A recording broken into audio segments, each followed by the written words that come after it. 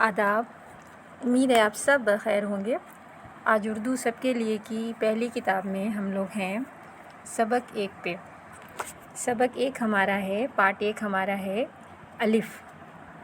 आज हम अलिफ़ के बारे में पढ़ेंगे, समझेंगे और तरह तरह के इसके इस्तेमाल देखेंगे। ठीक है, तो आज है अलिफ़। यहाँ पे देखिए लिखा हुआ है, 3 कॉलम आपको नज़र आएंगे ध्वनि, वर्ण का नाम और वर्ण। तो सबसे पहले जो ध्वनि है, ध्वनि मतलब इसकी आवाज़ क्या है, तो ये एक स्वर है। स्वर मतलब एक वॉवेल है। ठीक है, तो जैसे कि आपके इंग्लिश में वॉवेल होते हैं ए ई आई ओ यू, इसी तरह उर्दू में अलिफ़ भी एक वॉवेल है। इसका नाम अलिफ़ है और ये इस तरह की शेप में लिखा जाता है। ठीक है, ये हमें इस तरह अलिफ़ हम बनाते हैं। ठीक है, अच्छा नीचे देखिए क्या लिखा हुआ है। अलिफ़ वर्ण दीर्घ स्वर की आवाज़ देता है, यानी लंबी आवाज़ देता है।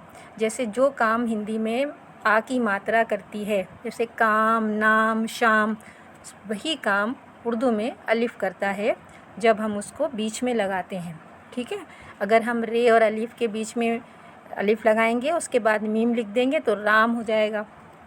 नून लिखेंगे, अलिफ़ लगाएंगे, मीम लिख देंगे तो नाम हो जाएगा।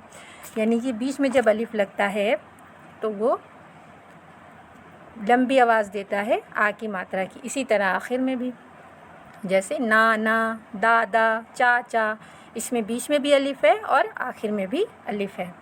तो यहाँ देखिए, पढ़िए, इसमें लिखा है अलिफ़ उर्दू वर्णमाला का पहला वर्ण है। ये शब्द के बीच में और अंतिम स्थान पर एक सामान्य खड़ी रेखा की तरह ऊपर से नीचे की ओर लिखा जाता है। ऊपर से नीचे की ओर लिखा जाता है। ये दीर्घ स्वर यानी लंबी आवाज़ देता है, आ की आवाज़ देता है, जैसे हिंदी में तार। अच्छा, यहाँ पे देखिए आखिर में अगर ऐसे लिखा जाए तब भी वो बड़े आ की आवाज़ देगा, और अगर बीच में लिखा जाए, मध्य में लिखा जाए जब भी। ठीक है, नीचे देखिए थोड़ा और समझते हैं। अगर हम अलिफ़ के ऊपर, ये अलिफ़ है, अगर हम अलिफ़ के ऊपर ये लगा दें, इसको कहते हैं मद।